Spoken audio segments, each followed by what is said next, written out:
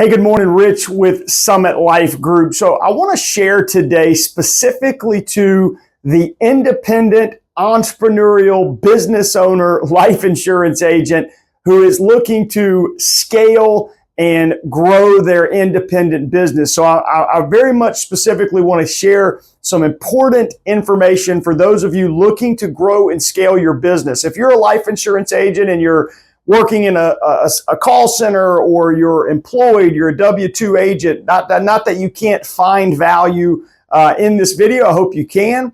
But I really want to talk to you agents who are looking to grow and scale your business. I want to give you two important metrics that you need to be tracking as an independent agent if you want to grow and scale your business. This is very, very important. So I want to jump right into it. The first thing that you want to track, that you want to immediately start tracking, is your cost to acquire a customer, okay? We refer to it internally as our CPA, right? Our cost per acquisition. You could call it your CAC, your customer acquisition cost. But at the end of the day, it's how much money that you need to put out in marketing in order for you to get a sale. So it is not that difficult to track. Now, some of you might say, well, I work locally. Maybe you're watching this and you say, I don't have any costs, right? You don't use leads or anything like that. Then it could be zero. But in most cases, even local agents that use referral type processes, if that's your business model, you might still sponsor a charity golf event or some event, and you spend $500 to put your name out there, or maybe you have a billboard, right? So this usually there's still going to be some marketing dollars that goes in, and so you want to track that, right? But it could be you're running ads, it could be you're obviously buying leads if you're doing like what we do, and we do virtual sales, telesales. Well, obviously there's lead spend, there's marketing spend. So it's very important to track this number. And it's not that difficult to track. All you really do is take the total amount that you invest, that you spend into, all of your marketing campaigns. Again, all the lead programs, all the ads, any events you sponsor, anything you do to advertise, to market, to put your name out there, to hopefully have someone reach out to you as a lead, right? That to generate a lead, all of those dollars that you spend combined, divided by the total number of sales, and that is your CPA, right? Your cost per acquisition. You do need to track this. Now, depending on what product niche you're working in, right? We specifically are in the life insurance space. So depending on what product, right? You'll learn how high that number can go, right? But at the end of the day, it starts with tracking it. You need to know what your CPA is. What does it cost you to acquire a customer?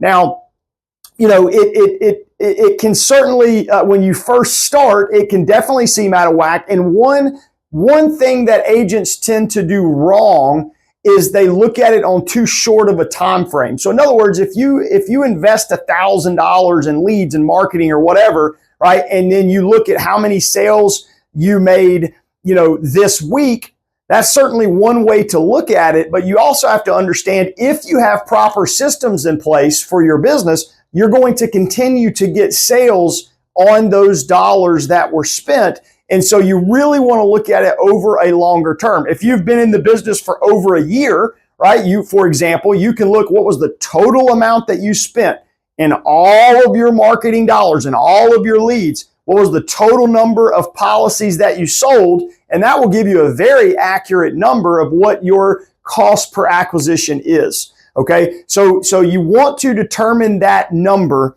and it starts with just simply tracking it. And it is not complicated to track. You should know how many sales that you're making within your business, right? Whether it's just you or you start hiring other agents, you need to know how many sales you're making, and you should very easily be able to know how much you're spending. So that number is not that difficult to track. But that is the first metric that you really, really, really want to make sure you track. We started tracking this very, very early on, and we found the healthy range that we needed to stay in, and we're always working to track it and see if we can lower it. The second thing that you need to track, and this is going to be a little more difficult than tracking your CPA, your cost per acquisition. But the second thing you need to track is your LTV, right? The lifetime value of your customer. Now, again, it's going to vary if you're selling an annuity versus final expense or whatever. Maybe you do a little bit of everything, but you need to know what the value is of a customer. And this is a little bit more difficult to track, but you should still attempt to do so, because as a business owner, if you will track these things, you will find ways to improve them, because that which is measured, that which is tracked, right, can be improved.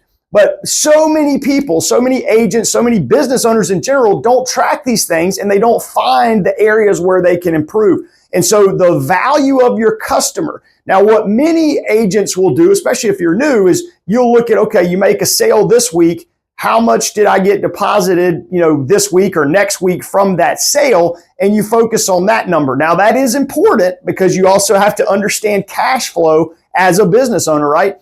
But you really want to think, again, just like when you're measuring your CPA, you want to think with a longer term perspective. What is the lifetime value of that customer?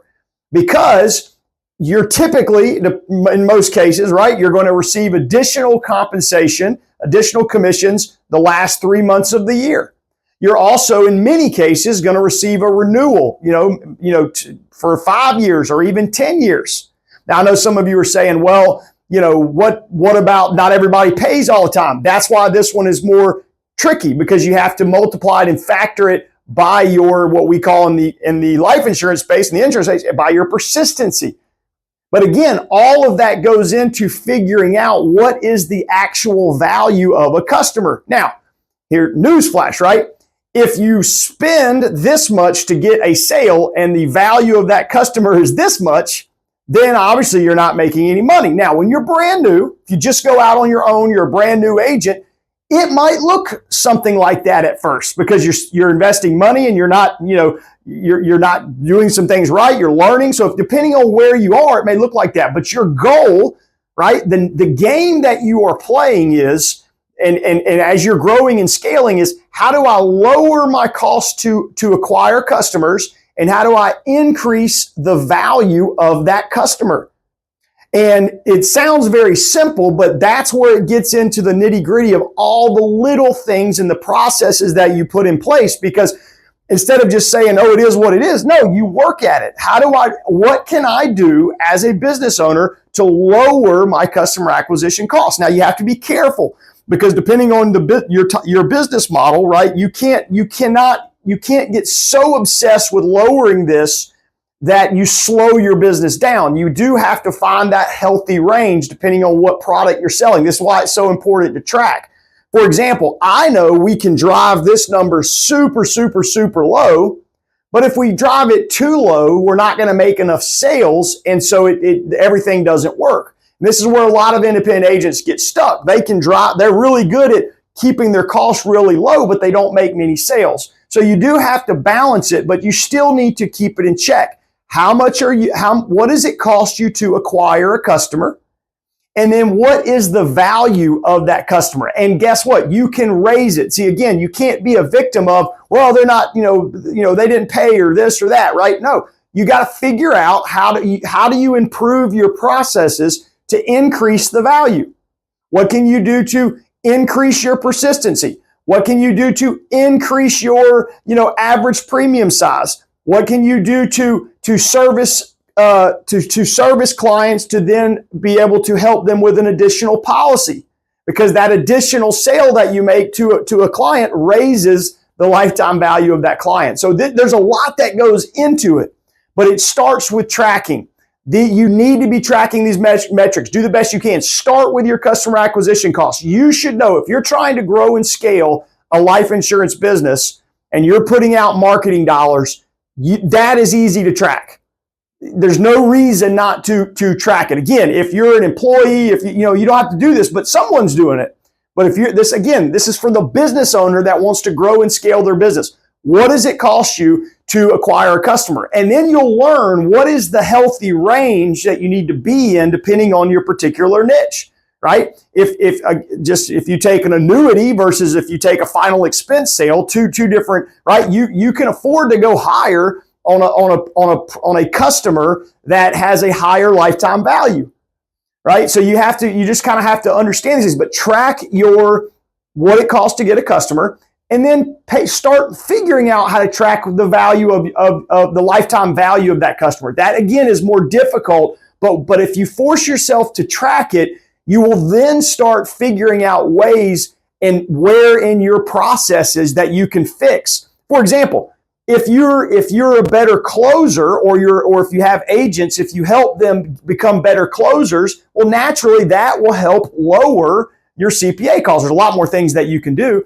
right? But the same thing, there's a lot of processes you can do to increase your persistency. So it all goes together, but it starts with tracking. That is the game you're playing as you're scaling. If you can lower this to a healthy range and you can always be working to increase the value of your customer, then it's about making sure that you continue to scale to get more and more customers to grow your business. But you want to be careful that you want to make sure you have, because the more you increase your LTV and the more you lower your CPA, that creates more profit in your business. And when you figure out how to find profit in your business, then you want to scale that. So I hope this helps. I hope this makes sense. I know this is not for every agent out there, but specifically those of you that want to grow and scale, I think this is very important information to help you and could potentially save you a lot of money and a lot of headache in your journey. So I hope it helps. Hey, if you find value on the channel, please like and subscribe for more content like this. Hey, go make it a great day.